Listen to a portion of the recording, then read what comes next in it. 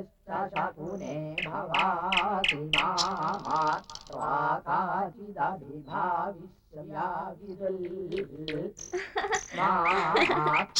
பாருங்க, அங்கதான் சாமியார் வீடு.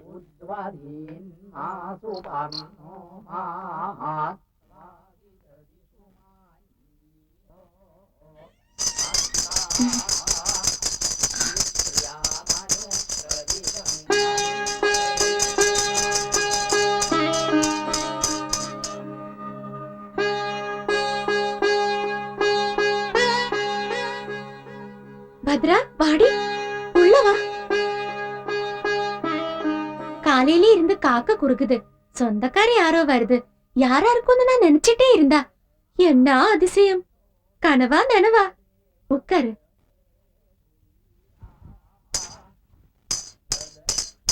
ஏன் சத்தம் போடுது? എന്നോട് ഫ്രണ്ട് വന്നത് പാക്കലയാ? കുട്ടികൾക്ക് കൊടുക്കാൻ ഞാനൊന്നും വാങ്ങില്ല. കുട്ടികളാ? ഒരാളുതാൻ, മോഹിനി. കടവ് കൊണ്ടുപോയിട്ടാര്.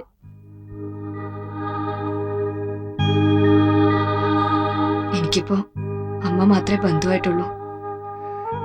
ഞാനും എൻ്റെ ആളും ഇങ്ങോട്ട് വരാൻ തീരുമാനിച്ച ദിവസം അദ്ദേഹം എന്നെ വിട്ടുപോയി. 40 കഴിഞ്ഞു.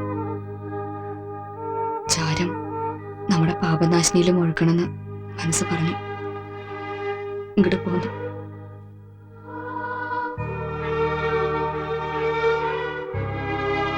யாரு தெரியறது? சாஸ்திரிகளா? அவர் இறந்து போச்சு. அவருக்கு தொண்டையில கேன்சர் வந்து ரொம்ப கஷ்டப்பட்டாரு. 2 வருஷமா ஹாஸ்பிட்டல் வீட்டுக்குமாயிருந்து அலைஞ்சோம். சாகறதுக்கு முன்னாடி பத்ராவை பார்க்கணும்னு அவர் ரொம்ப ஆசைப்பட்டாரு. டெத்துக்கு 2 நாள் முன்னாடி கூடி அவர் கேட்டாரு, பத்திர வருமானு. வரும்னு நான் சொன்னேன். கிடைச்ச அட்ரஸ்ல நானே எழுதி ஒரு லெட்டர் போட்டிருந்து. ഇല്ല, എനിക്ക് കിട്ടിയില്ല. கிடைச்சிருந்தா கண்டிப்பா நீ வந்திருப்ப. நீங்க 2 பேரும் காதலிச்சிங்கன்னு எனக்கு தெரியும். இந்த பாபி நடுவில் வந்ததுனால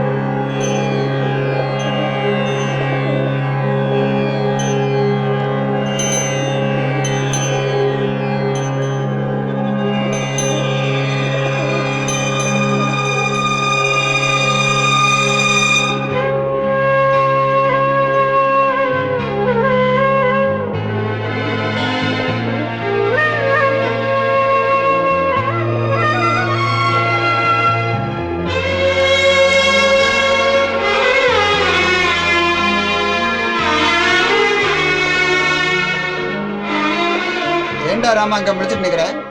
நிவேத்தியம் எல்லாம் ரெடி பண்ணிட்டியா? நேரம் போனது தெரியாதா? வர வர இவனுக்கும் பைத்தியம் பிடிச்சு போட்டு.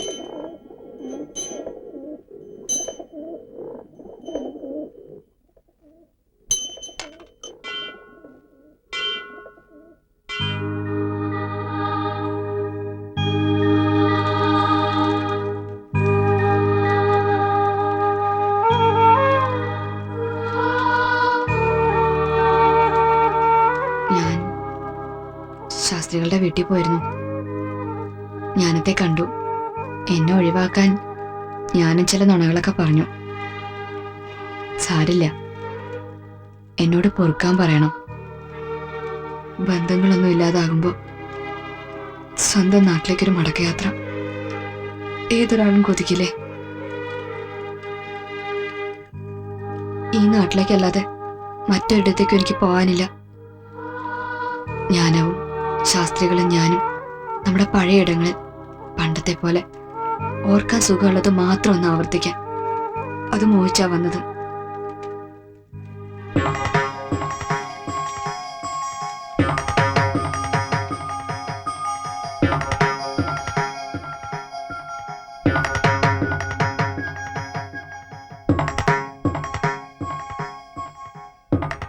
ഭദ്രയെ തിരിച്ചറിഞ്ഞല്ലോ, അത് തന്നെ മഹാഭാഗ്യം.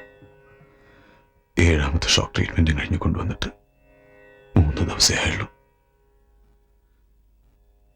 കല്യാണം കഴിഞ്ഞ ദിവസം തന്നെ അവൾ എന്താ പറഞ്ഞെന്നറിയോ? അവൾക്ക് എന്നോട് വെറുപ്പാണെന്ന്. ഞാനൊന്നും മറച്ചു വെച്ചില്ല. അതൊക്കെ ഒരു തമാശ പോലെ അവൾ കേട്ടിരുന്നു. പക്ഷേ പിന്നെ എന്നോട് മിണ്ടാട്ടില്ലാണ്ടായി.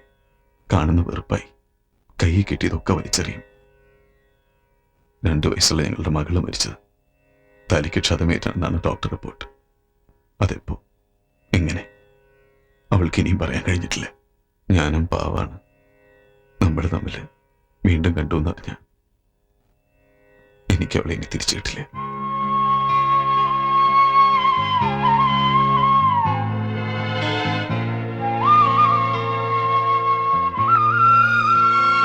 മറ്റൊന്നും മോഹിച്ചു വന്നല്ല, ഒന്നും സ്വന്താക്കുകയില്ല.